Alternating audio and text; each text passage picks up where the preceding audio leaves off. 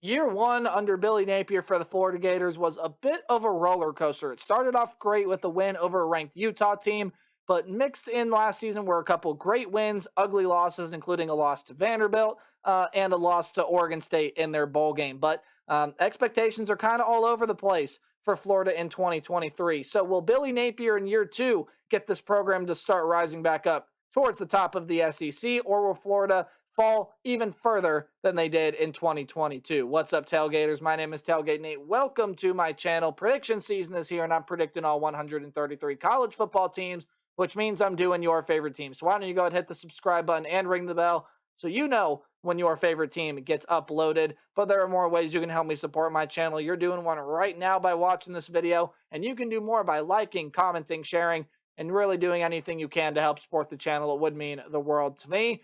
But let's jump into talking about Florida football in 2023.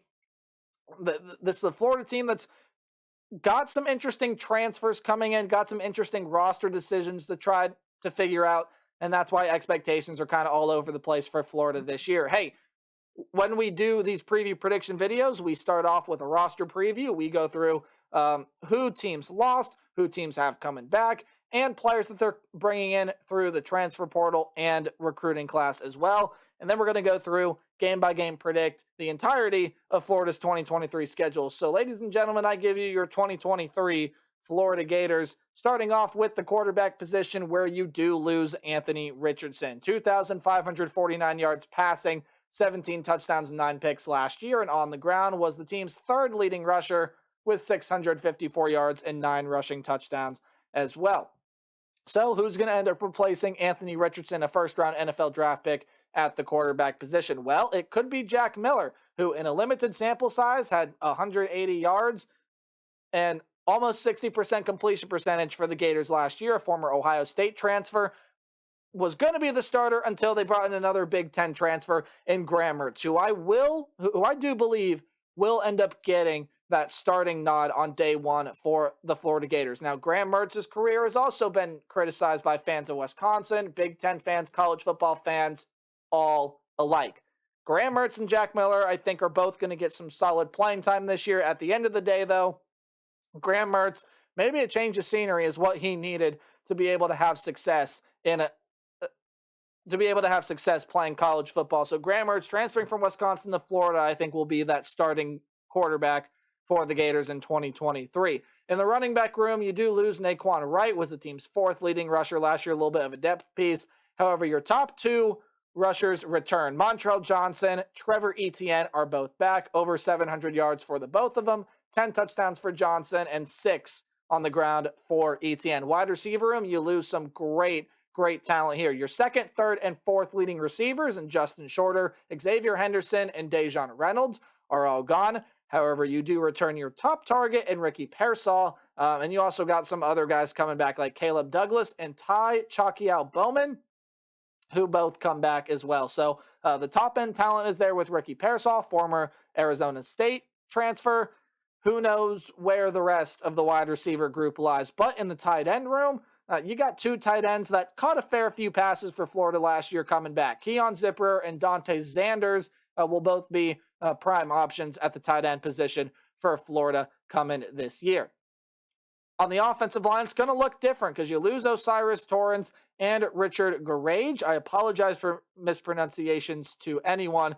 You're getting a couple transfers in, a transfer from Baylor and Micah Mazqua, and then a transfer in from Alabama in Damian George, and then a couple freshmen coming in as well. Nijah Harris and Roderick Kearney both come in to help try to bolster up this offensive line that definitely needs something to start clicking for the Florida Gators. Now moving on to the defensive side of the ball, where you will lose Gervin Dexter, 55 tackles, 2 sacks, was the team's 5th leading tackler last year, but you are going to return Princely Umanmielen and Justice Boone. Umanmielen did lead the team last year with 4.5 sacks. You're also getting some transfers coming in. Cam Jackson and Caleb Banks come in, as well as a freshman by the name of Kelby Collins, who enters this program. Kelby Collins, 42nd overall player according to 24/7, out of Gardendale, Alabama, 6'4", 265-pound defensive lineman, will be key for the Gators in 2023.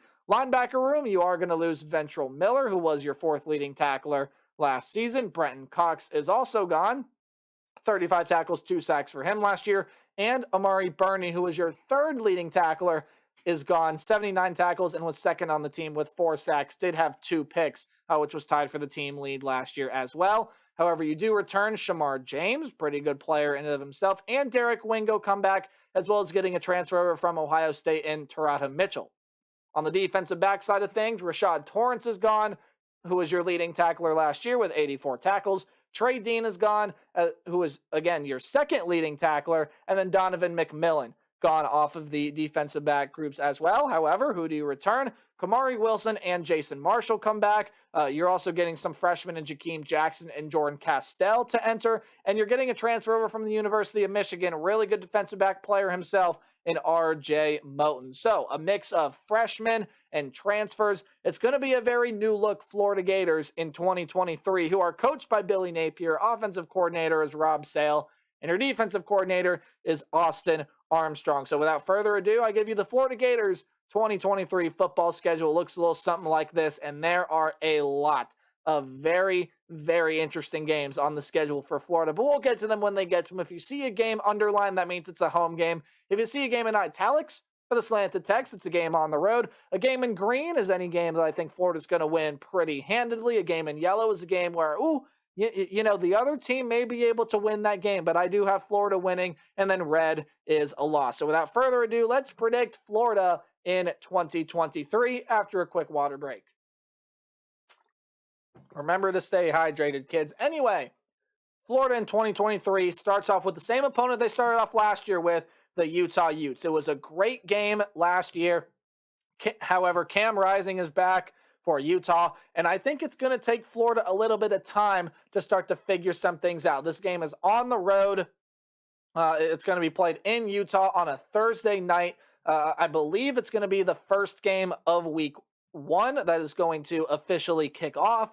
It's going to be a very, very exciting game. Can't wait to watch it. But at the end of the day, Utah's got more talent. They got more questions answered. Florida's got a lot of unsure things. And again, I think it's going to take Florida a little bit of time to figure it out. I do not see them beating Utah for the second year in a row. And I do think Utah will prevail victorious, a team out of the Pac-12 beating the Florida Gators. Then Florida should be able to get a nice, easy tune-up game here with McNeese State. Now, on top of trying to find things that work in the game against Utah, you're going to really find things that work in the game against McNeese, a game that Florida should not lose. And then comes the game against Tennessee. Now, I've said this in a couple of my videos, but Florida is going to win a couple games this year that they probably shouldn't win, right? And one of those games I happen to be Tennessee here. I just think Florida's going to do everything they need to do. I think the ball's going to bounce the right way. I think they're going to get the extra turnover. This is just one of those games that I don't really have a good reason for, just other than the fact that I'm calling a college football upset because college football will college football, and Florida beating Tennessee in the Swamp to start out 2-1, and I think they'll start out 3-1 with an easy win over the Charlotte 49ers. So an upset win over Tennessee, and Florida's starting to feel really good here. Sorry, don't know what happened with the graphics there, but if you saw that little flash, you know what I'm about to talk about with this game, the game against Kentucky. Kentucky is going to be a sleeper team in the SEC this year. If you watch my Kentucky video, you know they got Devin Leary at quarterback. He's going to be a really good option for them. And Kentucky's got a lot of pass catchers out there that are going to be really, really good. And again, this is a good mix of young and old, of young and experienced Florida players. I just don't like Florida's chances in this game against Kentucky. I think Devin Leary, Mark Stoops' squad is going to do just enough to be able to pull out the win here. So Florida does lose to Kentucky to start out 3-2. But hey, they get to come back, play in the Swamp against Vanderbilt. And while Vanderbilt is an improving team, and while I do think they can give Florida a nice, good fight, I just do not see Florida being able to lose to Vanderbilt at home in the Swamp. They're going to avenge their loss from last season and beat the Vanderbilt Commodores. So hey, all right, first half of the season, you start 4-2. You get a win that you maybe shouldn't in Tennessee, and things are looking good, right? Billy Napier's finally got things figured out. Oh boy, the back. I mean, just the back 6 games of the schedule are really, really brutal, and it starts with a game on the road against South Carolina. And I think South Carolina is going to be really good this year. I think Spencer Rattler is going to get that touchdown to interception ratio finally figured out. South Carolina, while they are not plentiful, are bringing in some really good transfers in as well.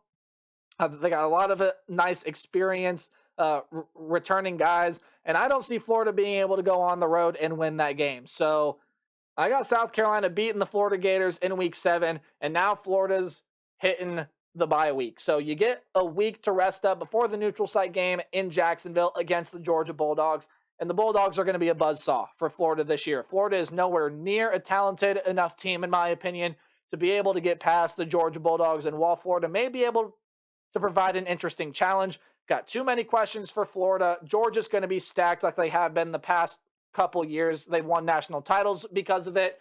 So Florida suddenly falls to 500. However, I do think they get a nice pick-me-up with a win against Arkansas. I got a lot of questions about this Arkansas team. Will the Arkansas Razorbacks, will quarterback KJ Jefferson be healthy? We know what Rocket Sanders is at running back, but who's going to be catching the football? What does that linebacker group look like after Drew Sanders and Bumper Poole are gone? Got too many questions for Arkansas. Don't see them being able to go on the road and win this one. Florida gets their 5th win of the year, and all you need is one more win to make a bowl game. However, these last 3 games I think are going to be pretty tough. I think they're going to get outclassed by LSU. I like what Brian Kelly's got. I think that's going to be a really good LSU team, and Florida's not going to be able to handle everything that LSU is going to be able to throw at it. So Florida loses that game. And then I also do think they drop this game to Missouri as well. Missouri is going to be competitive in a lot of games this year. Brady Cook, I believe, is that quarterback. He's an underrated option there. And Missouri, I do think Florida going on the road to play Missouri makes a difference. Missouri was competitive in a couple games last year that maybe they should have pulled out and won. I think they're going to do the same thing this year, and they're going to beat Florida there as well. And now it all comes down to the rivalry game in the Swamp against Florida State. And this game was very easy for me to decide, but I do have Florida losing it. It couples with the fact that I'm just not super confident in what Florida has got this year, coupled with the fact I'm really high on what Mike Norvell has got with Florida State this year. I have said before, I think they're making the college football playoff with the addition of Keon Coleman. Good luck Florida's secondary being able to hang with the big bodies that Florida State has got in the wide receiver room. Oh, and they only got a Heisman Trophy contender quarterback throwing the ball to them.